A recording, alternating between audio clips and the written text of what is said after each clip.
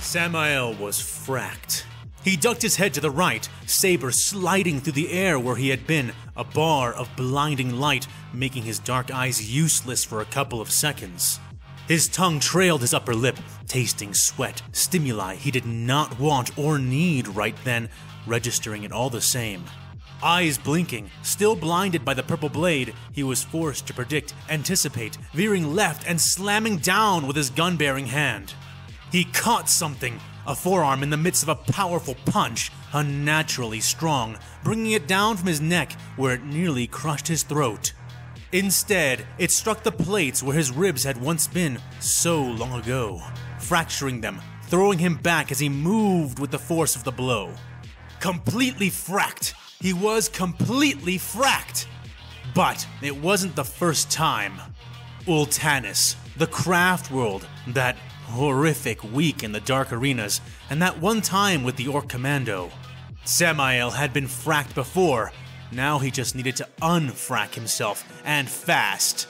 He rolled as he hit the ground, coming up to his feet, eyes blinking rapidly, trying desperately to rid himself of the after images of those lightsabers, and relying on his ears this time instead.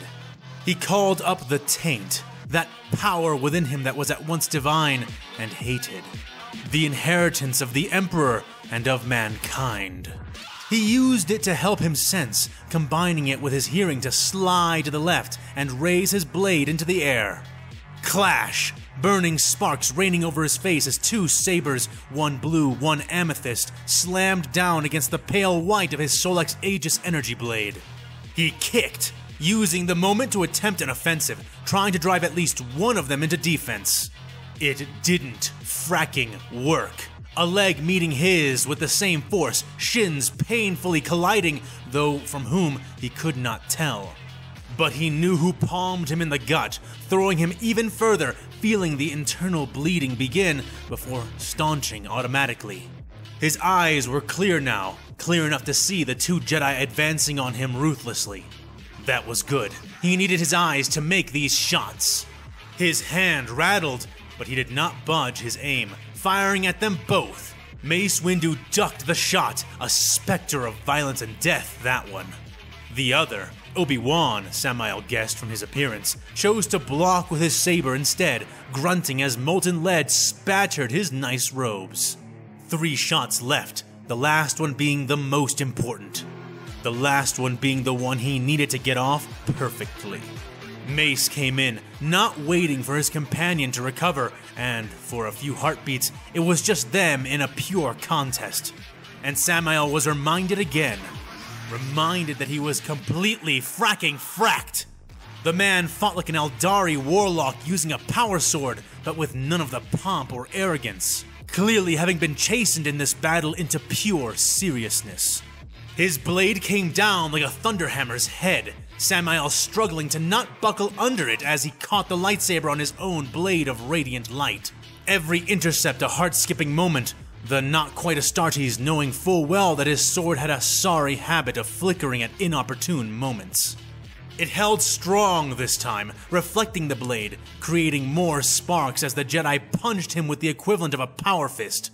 Damned Jedi was a sight more lethal than anything before him, and Samael grunted as the fist drove into his gut again, shooting him back for a 3rd time, heels scraping the hard, dusty ground of the inner wall. His stomach was fracked. He'd be taking sustenance in through a needle for at least a few days after this, if he even lived through this at all. But there was no mercy from the Jedi, not that he expected any, not at this point. Samael stumbled and curled into a ball, using the warp's mind-issued propulsion to roll back a couple more feet before springing wide open and firing out a wave of invisible force, trying to telekinetically drive them back. The other master had joined General Windu once more, and Samael fired again as they both braced against the wave of his power. But they seemed ready for it, halting but not budging, Mace Windu snapping out an eldritch hand to snatch the shot out of the air right before Obi-Wan's face. Throne, damn it, the assailed agent thought to himself. They really weren't giving him any openings. But Samael reckoned he was closer to the broken down exit way than he had been before, which was good. Damn good. Because there was no way in frack he was going to survive this without some help. And that was where his last shot came in. Just one more to spend before it was in the chamber. Surrender! We will take you alive! You will be treated fairly! The one called Obi-Wan said, alerting Samael to just how pathetic he must look before them. The warrior grinned, some blood sliding from his lips, coagulating fast even before the stream could reach his chin. Samael spat the hardened red out from his mouth, both masters grimacing at the sight. This really was a different galaxy altogether. These warriors were strong, but still so soft. That is kind of you. Samael grunted, attempting to stand up straight, agony bleeding from his chest and stomach. But that is not an option for a man in my position. Throne, damn it. You can punch hard now, can't you? It's like being on the wrong end of a power fist. Samael said, slowly backing away, weaving his blade threatening in the gap between them. This is your last chance. If you do not surrender now, I will end you, said General Mace Windu, and Samael nodded. You do what you have to do. I will as well. Truly, I did not wish to fight you, General Windu. My battle isn't with your republic, strictly speaking. But it is out of the question for me to surrender. Completely impossible, in fact, he said, taking another step back. Windu jerked, starting to move forward, but Obi-Wan held him back, grasping the shoulder of his robe with his free hand. Wait, what do you mean by that? Explain yourself. Are you not an Imperial? Are you not a Space Marine? He asked, and Samael felt his grin grow wider, tombstone teeth on full display. Almost, Master Kenobi, but not quite. I am a hunter, and that woman you saved, she was my prey. If you just let me end her, then we wouldn't even need to fight. Samael explained. Enough, said Mace, glaring with an intensity that was impressive even by Samael's standards. As if we would allow you to slaughter a helpless girl. He finished, and Samael laughed. Throne be damned. You have no idea whatsoever. No idea at all, if you think that thing was helpless. She'll destroy us all. Imperium, Republic, and the entire galaxy around us, said Samael. I said enough. I won't believe another word you speak. You are a liar, an infiltrator, and I've heard enough, said the dark-skinned master of the Jedi. Samael nodded, aiming his gun towards him, his saber out and tightly gripped. Fair enough, General. Fair enough, he said, legs bending, crouching, preparing to absorb the force that would soon be on him. And then, it was, the two Jedi becoming blurs of movement. Samael had some strength in the warp, but nothing like these two. Remembering some of the training his brother had deigned to teach him, he grit his blood-crusted teeth and drew in that power, becoming a stationary blur as he did, just before the clash. The Jedi shot forward, and he fired back. His final shot before the last being entirely avoided by the two, his blade-bearing hand moving in a frenzy to parry both of the blades of light which sought him. Sparks again, the screaming of energy meeting energy, and both Jedi kneed him in the guts, moving in a practiced synchronicity and giving him another excuse to move back, but this time they did not relent. Blades swung back and up and back again, and it was all he could do to keep pace. His enhanced senses and vague, warp-bolstered awareness saving him again and again as he backtracked from them, slashing and slamming his Solex against their lightsabers. He was driven out of the passageway and into the greater battle beyond, death and war waging all around him, the sun's light blackened to nearly nothing by the clouds, and columns of smoke which dominated the sky wherever Republic ships did not. He was forced again and again to prioritize parries and blocks, chemical sweat flying off him as he vibrated with power. Teeth grit tightly together as veins became visible on and around the sides of his head.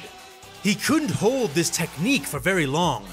The unnatural warping he was wrapping himself in, seeking to shake and tear him apart almost as doggedly as the Jedi it was defending him from. He swept his white Solex up and around, catching their sabers, driving them up as he spun, extending his gun-bearing fist out to backhand Mace Windu, catching the man hard in the face and forcing him back before Master Kenobi returned the favor with an acrobatic twist, kicking Samael across the jaw, almost dazing him as lights bloomed in his eyes. Samael gave a serious thought to surrendering then. The battle was going badly, and not just for himself. He recovered thanks to muscle memory, backing up as he slapped away the blue blade which followed him, able to see the carnage intensifying all around him. They would be overrun in minutes at this rate. He'd surrendered before, always with the intention of fighting himself free again, but a false surrender was as viable a tactic as any in his mind. However, he would not demean himself such, not until he had made his last shot, and now that he was out in the open, he could. "Wait!" Samael bellowed, and to his mild surprise, they did, backing off for a moment as he slouched, coughed more blood, half of it solid, half of it not. "Changed your mind?" asked Master Obi-Wan, but Samael shook his head, aiming his gun first at him and then into the air, straight over his own head. "Nah." He groaned, firing his last shot skyward and tossing his pistol away, grasping his blade with both hands now. The final shot was not like the others, rocketing up and glowing a pulsating red, revealing itself to be some kind of technical flare. "I just wanted to let you know," Samael said, grinning through red teeth, "that you now have 60 seconds to finish this fight." He explained. "Or what?" asked Master Windu. "Wait 60 more seconds and find out," said Samael, grunting a moment later as both Jedi rushed him again.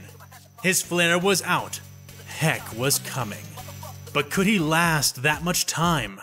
He figured having both hands on his sword would help, though his blurred form began to come back into focus, his stamina unable to retain that power for much longer.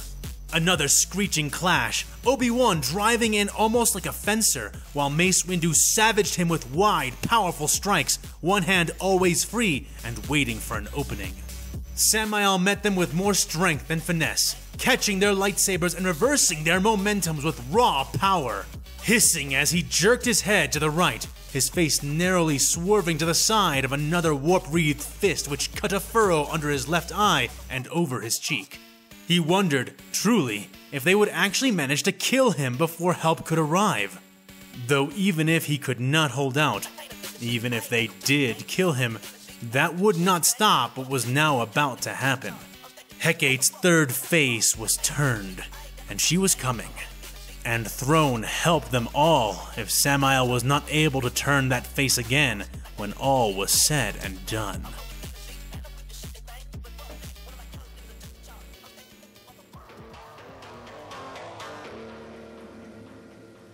Shadrick ducked his head, spitting in anger as a bright lance of heat tore through his tall hat, forcing the man to throw it off as it caught fire.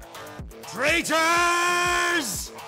he yelled, spinning and firing his own last pistol back the way the shot had come. All around him, his loyal soldiers were forming up to create a wall between the Commissar Captain and the ambushing force of Cadians and Calambians who had sprung out from the adjoining walls to assail him.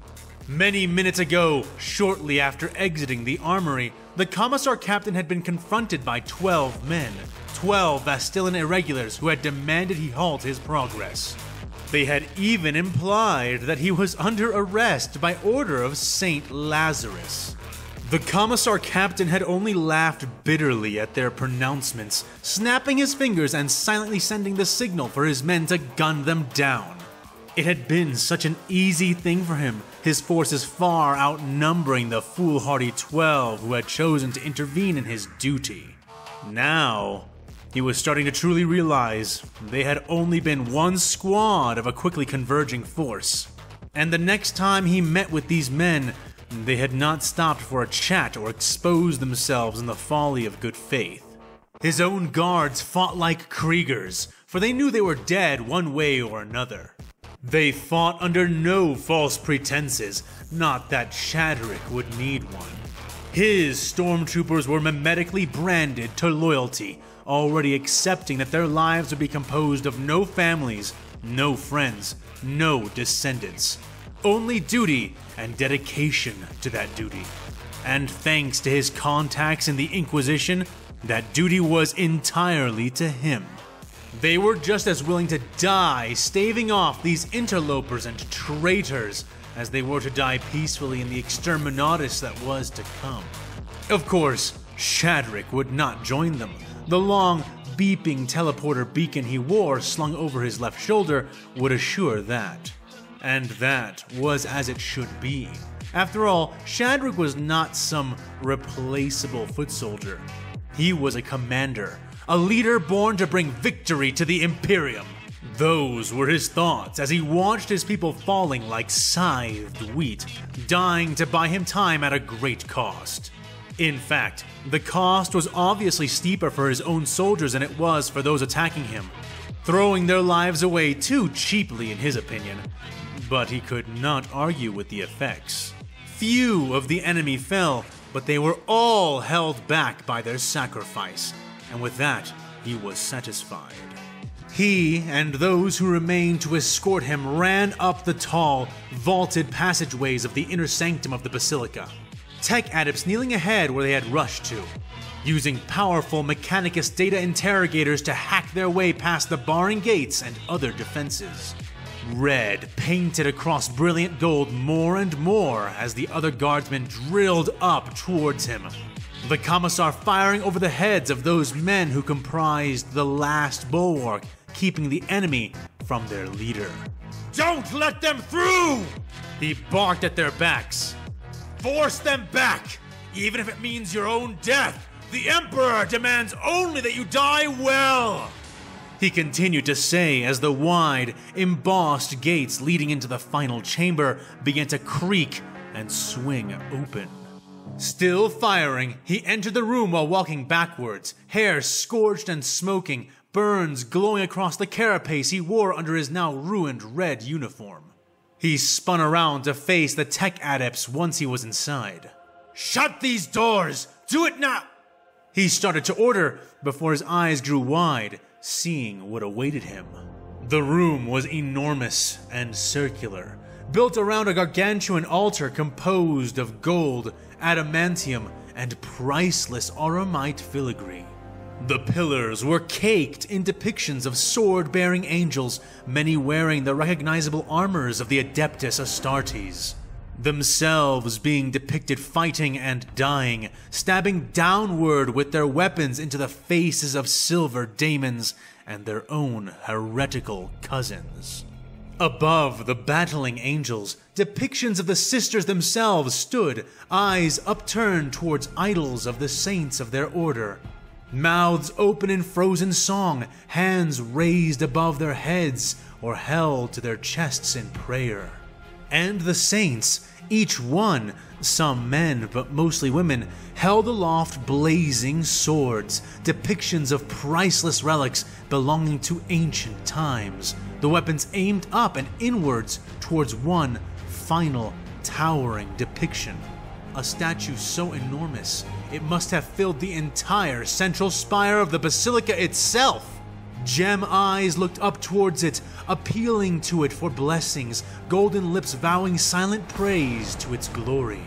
There, atop it all and in the center, sat the Emperor, supreme and mighty upon his golden throne. Eyes of auramite staring down in pitiless judgment.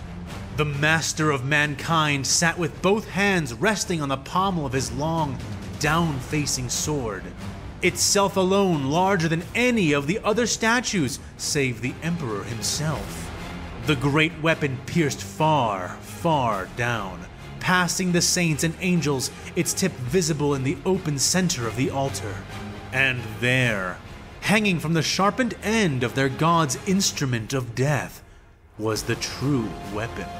The bulbous, enormous shape of a virus bomb.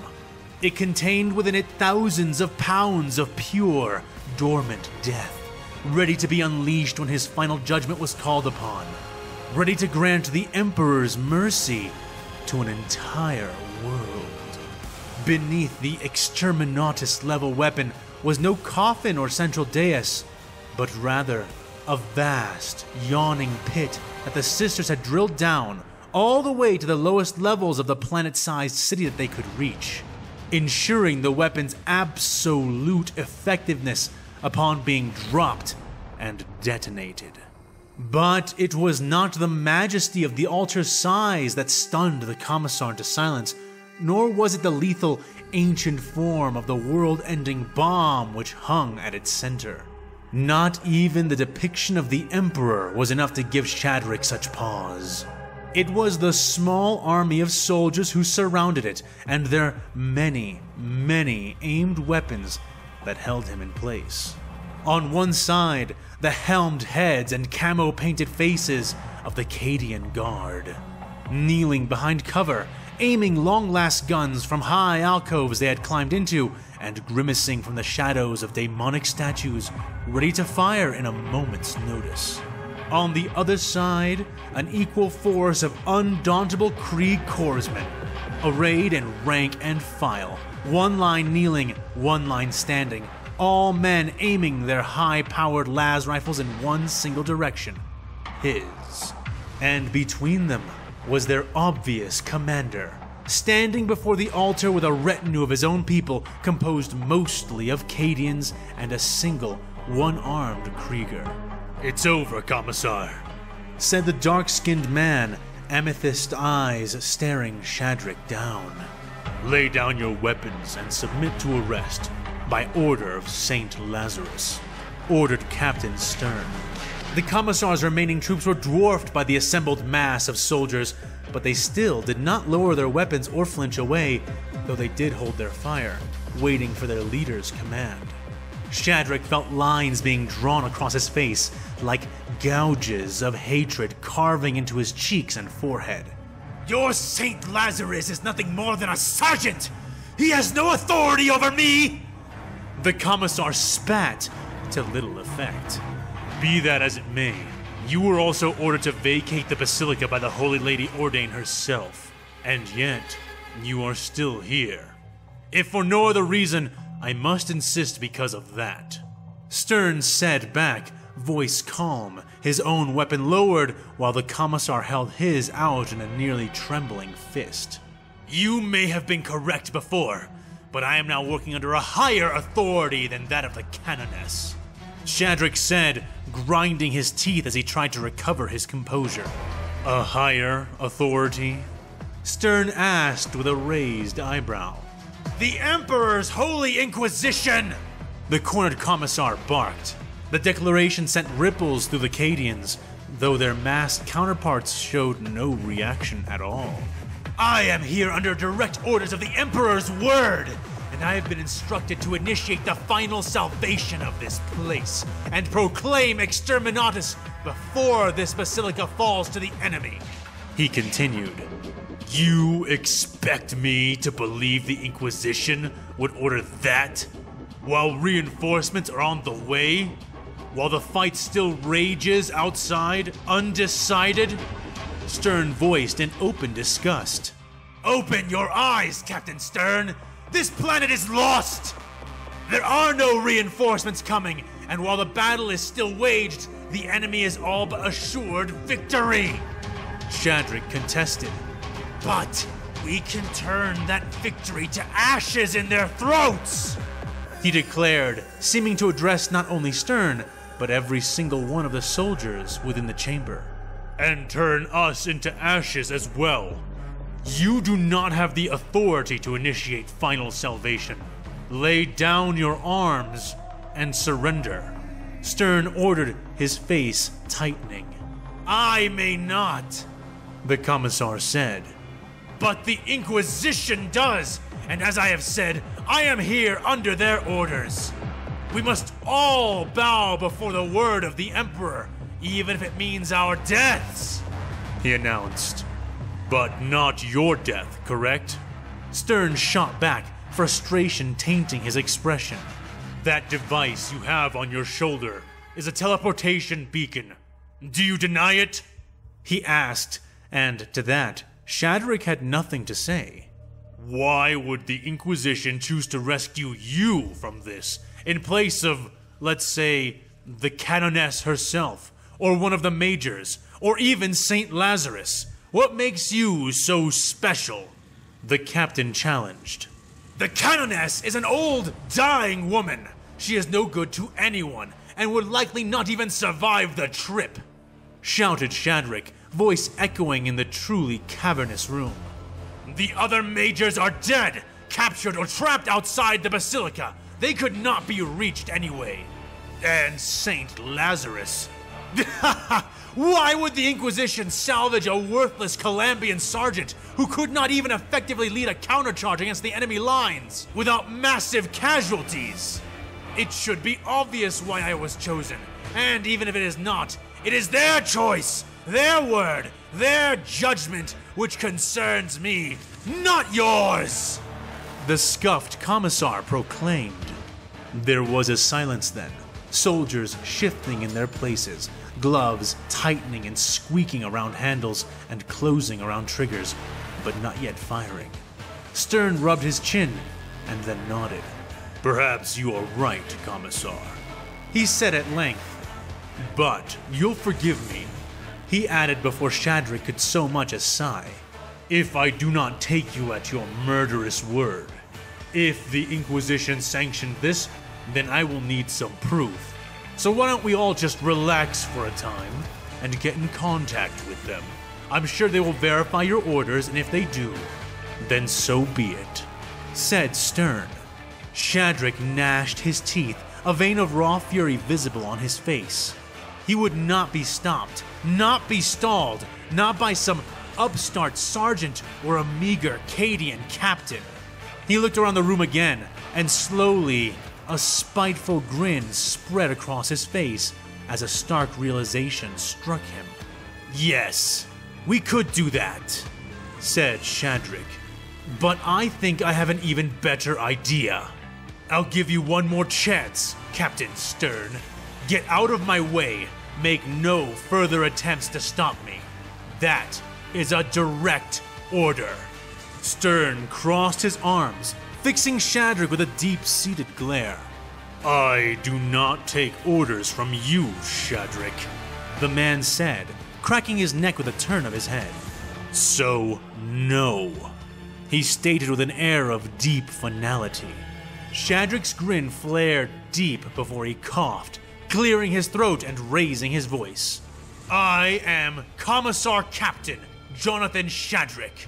Captain Stern has overreached his authority and is defying a direct order from his superior. He is in violation of the Imperial Creed and the Adeptus Munitorum Code of Conduct and Honor. As such, as of this moment, I am initiating General Order 99.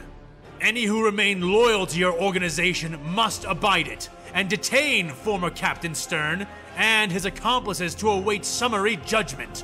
Stern could only blink in surprise as the order was issued, his reaction aped by most of the Cadian forces, some of whom even chuckled at the very notion, and none of whom moved to comply with the ineffectual order. But the men of Krieg were not laughing. As one, they turned, guns swinging away from the Commissar, and aimed straight up and into the Cadian forces they flanked. Stern balked, particularly when he felt the barrel of a hot-shot pistol press into the back of his head. Please surrender, Captain, said the cool, even voice of 1313. I am not permitted to give you a second warning, the young soldier warned. The Cadians spun to face the Kriegers, and 1313 found his own head the focus of a long lass aimed directly into his ear, held by a scowling, trembling Emiliana. Though he did not turn to look at her, he knew she was not shaking in fear, but in raw rage, born of bewildered betrayal. 13! What are you doing? She hissed angrily, following orders. He said in a flat voice. His orders? Why? She insisted, and 1313 gave her the suggestion of a shrug in response, his eyes locked forward. Because, like the captain already said, the Commissar outranks him, and the Inquisition outranks us all. There is no other choice. He explained as though it should have been obvious. And besides, Emiliana. He continued, still not turning to look at her, still holding his gun to the back of Stern's head. I am of Krieg, and where I come from, we follow orders. We always follow orders.